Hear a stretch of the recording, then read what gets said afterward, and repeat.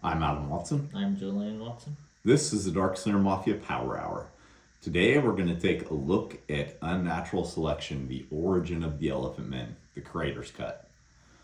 So you chose this. What made you choose this one? I like Elephantmen. Yeah, me too. This particular issue is done by Richard Starkings, Joe Casey, Comicraft, and Jose Ladderin. This is cover number 1 of 4. So it starts off with a unnecessarily creepy shot of the doctor who created the Elephantmen. Actually, I take that back. It is completely necessary. This guy's creepy as a motherfucker. Yeah. He's going through the process of trying to create them. And at first, he doesn't quite have the science correct. And ends up really cool shots. Yeah. Everything about like the futuristic type technology in this. Yeah. It's all really cool. But his first attempt doesn't create an Elephantman. It creates a monstrosity. It's kind of an alligator. It's kind of a human. I don't know what all is drawn in there. It's pretty fucking nasty looking though. Yeah. So Richard Starkings is who did the story and letters in this. Jose Ladderin did the art and story, and Joe Casey with Starkings did the dialogue. So that's a breakdown on the creators there. He then figures out what he needs to do to actually bring birth to the Elephantmen properly is to birth them the same way humans are, which is to use a human woman that they've just abducted from the region that they're in. That is so fucked up. But it works. Hip Flask is the first amongst all of them. I wonder if they made that decision just because Hip Flask came before the Elephantmen comic. Maybe. In any case, it's not said in this issue, but it's said in a different issue, that when the Elephantmen are born, their first act is to kill their mother. Yeah, and it leaves them all with like psychological damage. It's pretty fucked up. Yeah. So immediately after being born, he's branded by Mappo.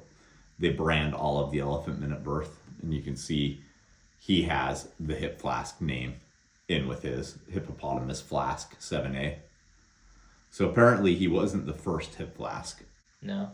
He was just the first to be born successfully.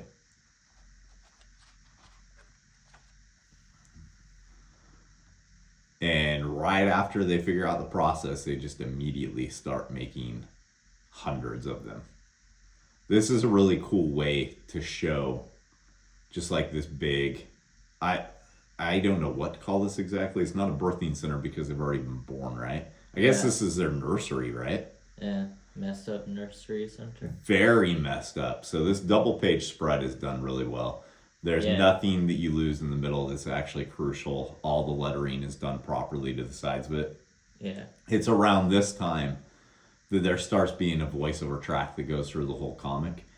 And at the end, you find out that that's actually like a tape being played on repeat that's meant to tell them that they're not human, that they're less than animal, they're less than man, they're less than everything. And who I'm guessing is Hip Flask. He's not the only hippo, but I'm just kind of assuming when they show a hippo that it's Hip Flask. When they show Rhino, it's Horn, you know? Yeah. He made the mistake of saying one word, and it ended up putting him in this fucked up solitary confinement. But by the year 2240, he was something else completely different. They'd actually managed to make all of them into their war machines. It's a pretty nice montage to show what they're putting them through. Yeah. It's like the basic premise of them is that they're the ultimate weapon. Yeah. And that's what they're breeding them for. Well, that and just because they're fucked up. Yeah.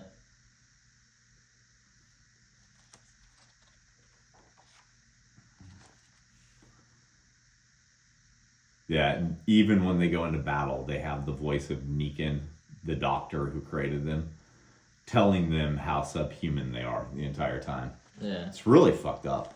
Yeah. But it's done excellently in that. Definitely. And because they've been told they're not human their whole lives, they have no compunction about just killing all of these guys brutally. So I do like the fact that when it came to the weaponry, they remembered this was a comic. Yeah. and put in like 90s style big guns. Makes Like, sense. look at that gun. Yeah.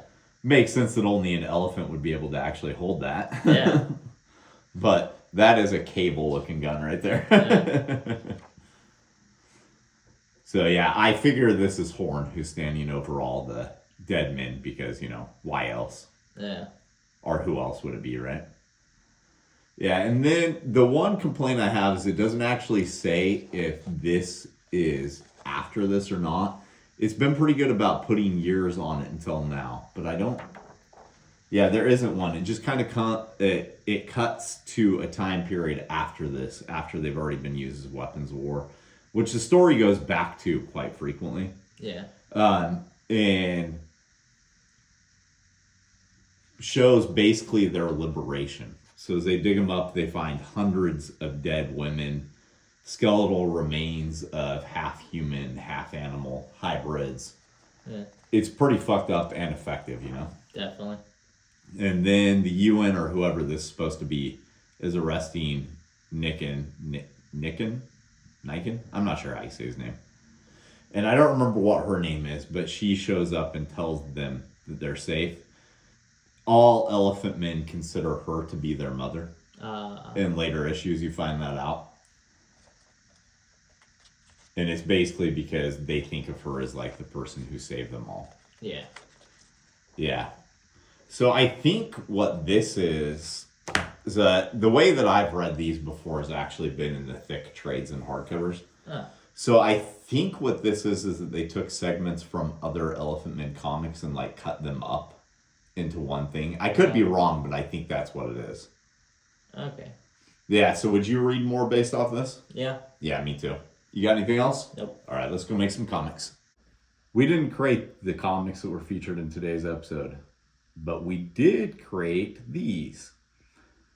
Check out Ghost Assassin in the Cards and the Chihuahua Who Flew Away mini comic, both of which were written by me. The Chihuahua Who Flew Away was illustrated by me.